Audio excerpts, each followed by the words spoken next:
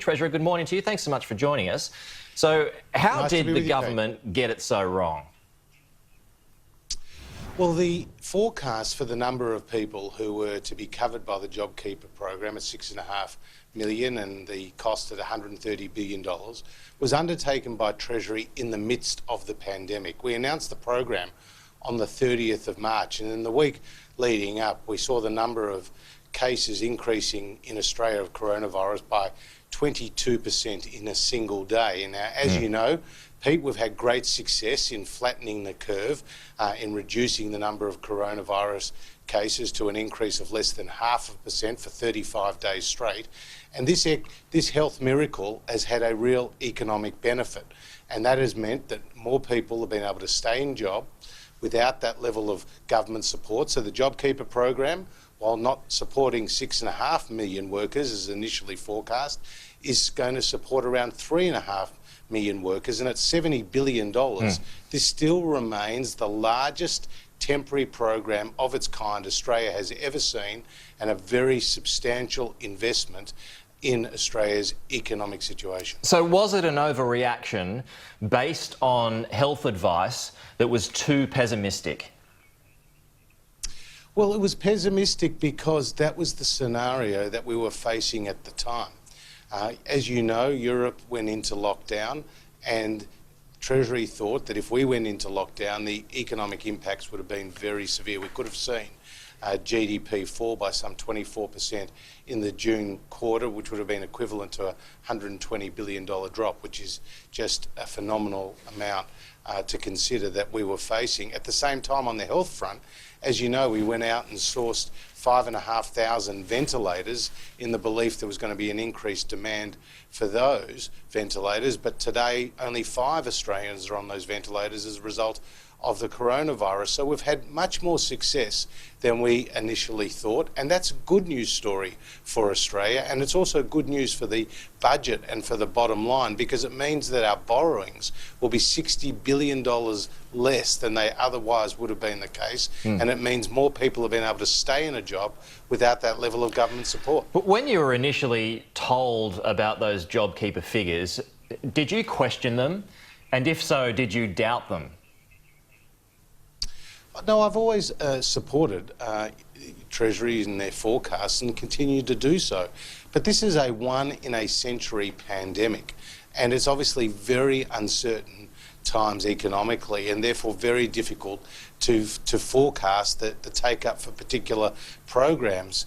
So it's a bit rich of the Labor Party to be out there attacking the public servants and to be out there calling on the government to spend more money, when we know that at $60 billion, that money will now no longer need to be borrowed, and that is good. That is good news. Does this, though, now throw into question the reliability of Treasury forecasts?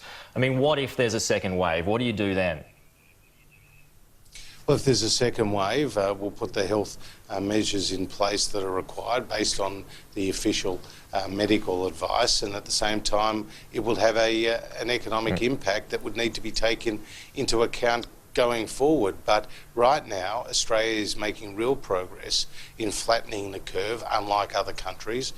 Fortunately, we haven't seen, the fatality rate that we've seen in the United Kingdom or the United States. Now, I guess the problem here is, Treasurer, that you've shown your cards. So, the different industries and the different sectors know how much extra money that you wanted to spend. So, I guess everyone's got their hands out. So, will you be expanding the eligibility criteria for JobKeeper? Well, we're doing a review of the JobKeeper program in the month of June by Treasury, and we'll be able to look at how the program is rolling out and the support that it is providing. But I've made it very clear, and so has the Prime Minister, we're not about to make wholesale changes to the eligibility criteria. There will be some sectors like tourism that will face ongoing challenges because those international borders will remain closed for some time. But the fastest way to get people back into work is through the lifting of the restrictions. And as you know, the National Cabinet, Pete, agreed to those 3 stages of lifting of the restrictions, and the estimate was that that would see 850,000 people back in work, including 76,000 people in the arts sector. And so we know that more people get back into work, the economy will be stronger as a result of those restrictions being eased. Okay, well, you mentioned tourism there. What sort of a lifeline will be applied to the tourism sector? Well, we've already announced significant relief through a special recovery program, as well as, of course, the JobKeeper payments, as well as the cash flow boost and other measures that we've announced are all going to support the tourism sector. But we'll continue to analyse what is happening in the various sectors across the economy as those restrictions are eased. And as I said, the best way to strengthen the economy, the best way to get people back into work is through the lifting of those restrictions in accordance with the medical advice. And take Queensland, for example. If that state border was not closed, then no doubt you would see many people from the south go up to the north for a holiday, and that would create more jobs in Queensland. That's a multi-billion-dollar industry in Queensland, and keeping those borders closed is going to be hindering the recovery of Queensland's tourism sector. Okay, so is that a message to Anastasia Palaszczuk to open the border? Well, the Deputy Chief Medical Officer, Pete, said there was no reason from a medical perspective as to why those borders should be closed, and we don't see any reason as to why the borders should be closed. You open up those domestic borders, you'll see more jobs in Queensland, you'll see a stronger tourism sector, and you will obviously see a stronger national economy overall. What about to casuals? Will they be included? Will you be expanding JobKeeper to include casuals? Well, casuals are already included. You just have to be connected to your employer for 12 months or more, and that was the basis for the definition in the Fair Work Act for a long-term casual, and that is what we based our decision on. You've got the JobKeeper program, but you've also got the Job Seeker program at $1,100 a fortnight. So for those who cannot get the JobKeeper program, they're getting the Job Seeker program. That was effectively a doubling of the old New Start, the safety net that is in place. So people are getting support from a whole range of initiatives and programs from the government. The Labor wants you to front a Senate inquiry, Treasurer. Will you front one? I'm not appearing before that Senate inquiry because that is not what convention has been, and that nor has that been the approach that the Labor Party took when they were last in government.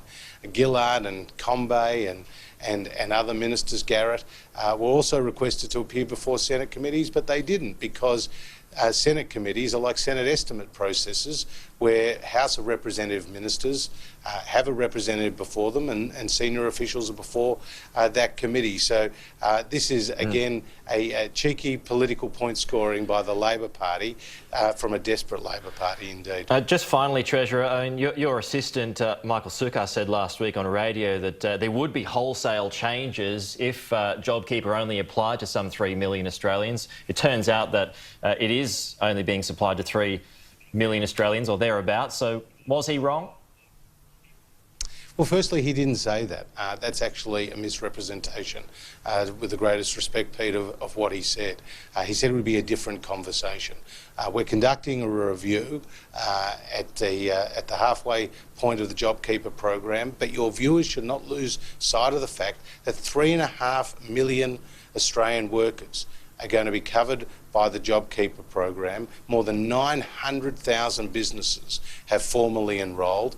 Together with the 1.6 million on the Job Seeker program, you've got 5.1 million Australian workers receiving support under one of those two schemes. This is an enormous and comprehensive economic response from the government together with the other initiatives we've undertaken. And just last week we had Australia's AAA credit rating reaffirmed. So the Labor Party, they'll go out there and call for us to spend more, and we know when you spend more, when you're the Labor Party, you have to tax more. But this is all borrowed money. That's why this revision in the number of people being covered by the JobKeeper payment is good news for the taxpayer. It means a lower debt in the future, which is better off for our children and our grandchildren. Okay, Treasurer Josh Frydenberg, appreciate your time this morning. Thanks for joining us. Always good to be with you, Pete.